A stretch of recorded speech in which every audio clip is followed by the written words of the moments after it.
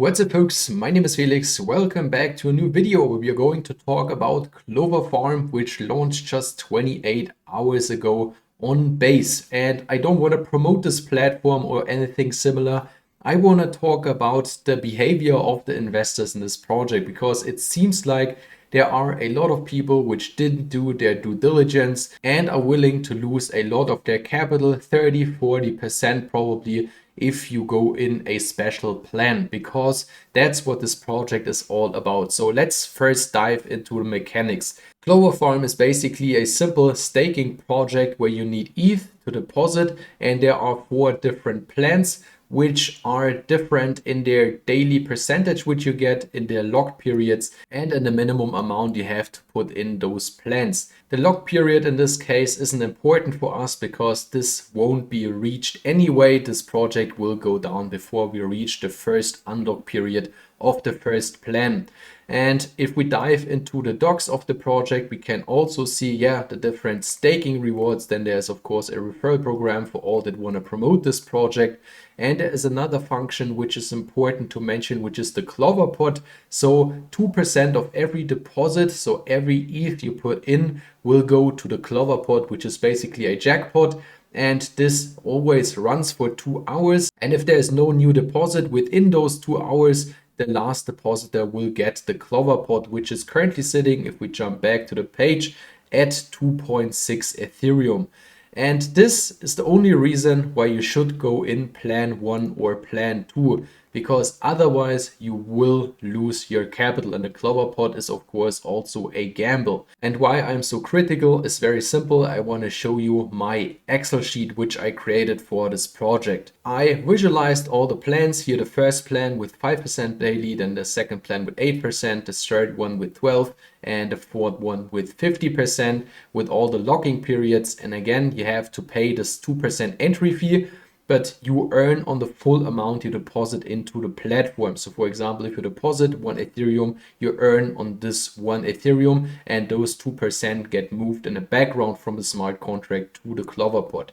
So for example, if you go in with the minimum stake of 0.1 ETH, you earn 5% daily and you get your ROI on day 20. So that's the time when you are risk-free, or you could of course also pull your initial on day 15. But again, this probably won't be reached in this protocol.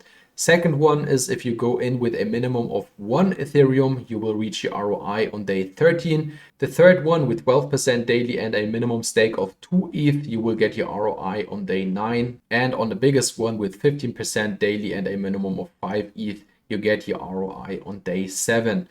And those will be the people which win in this protocol, because this protocol will probably just last until day 9, 10 or 11. That's why I marked those days in red. And this has a very simple reason. So let's jump into the current contract balance. Let's refresh this page right here if anything happened. So no.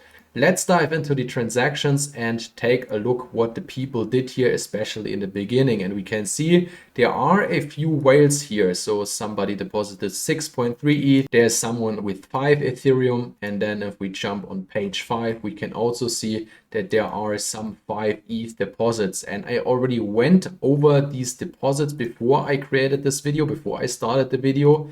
And you can see here that there are currently around 13 people which deposited over 5 ETH, which means if we calculate with the minimum amount of 5 Ethereum, 9.75 Ethereum will leave the contract per day if those people withdraw. Then we also have 14 wallets which deposited at least 2 Ethereum, which get 12% daily, which means 3.3 Ethereum daily. And all those together is 13 Ethereum which will leave the contract daily.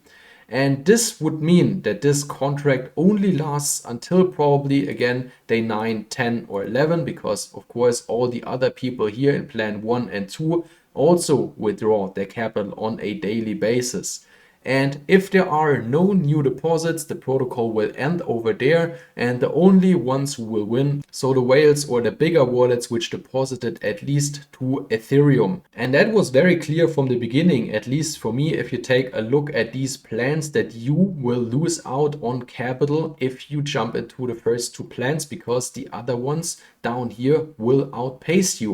And if this protocol ends on day 11, maybe it even lasts to day 12 or 13, the 8% daily people will reach the ROI as well. But all people which went in this protocol with less than 1 Ethereum will lose at least 30% of their capital.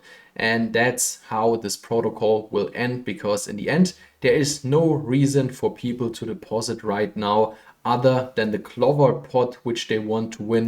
And if we take a look, the last time someone deposited was around half an hour ago. And those will be the only deposits which will happen over the next days. Probably there will most likely no bigger wallets get in, because all those usually do their due diligence. And that's just one thing I wanted to show in this video. You should always do your homework before you jump into such kind of protocols. Of course, you don't know in the beginning which wallets will jump in and with what amount they go in.